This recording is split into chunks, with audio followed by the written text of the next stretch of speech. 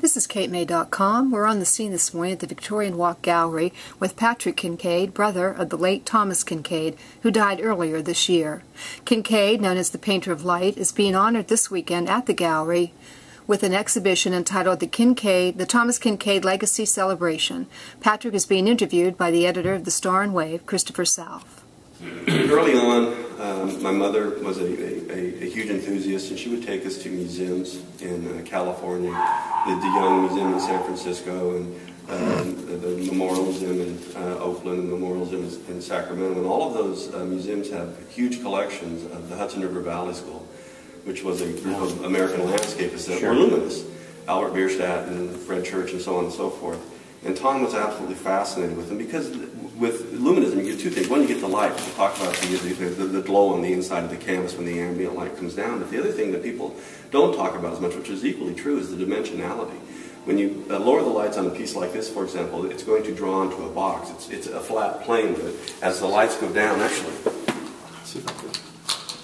as the lights go down, you start to get a sense that you can reach into the painting. It's just an amazing effect. You can see the glow and the light in the distance, and the cross in the foreground. But the bottom line is that dimensionality really used to fascinate Tom. He used to love the idea that you could create these little windows into these magic worlds, and that's really what he wanted to do with his art.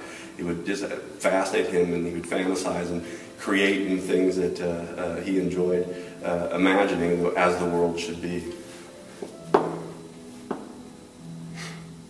I think the other major tie to luminism, I mentioned this earlier on, was Rembrandt. Rembrandt was a luminist as well. He didn't paint in landscapes, but he painted in the human face. And if you know any of Rembrandt's work, you can see shadow and light being used to cast across the human countenance to create drama and effect. And growing up, my mother was a huge fan of Rembrandt, and Tom was exposed to that consistently and persistently in the household. And I think that fascination with light and dark as methods to create drama and visual art probably was sparked by Rembrandt as well.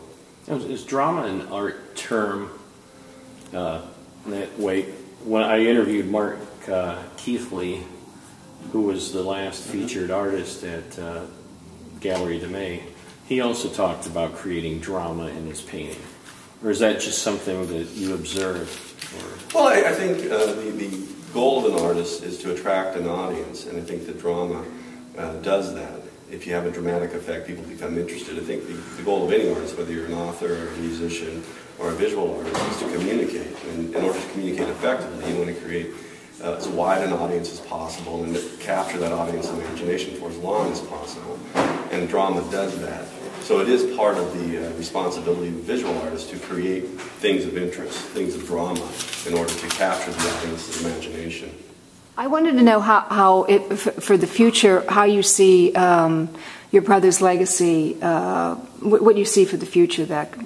Well, I mean, the Thomas Kinkade Company is healthy and vibrant. The fan base is loyal and adamant, and what I view as the best years in front of the company. I truly do. There's an immense number of talented people who are dedicated to keeping the vision of Thomas Kinkade going, to allow it to manifest to its fullest, both in terms of the United States and internationally.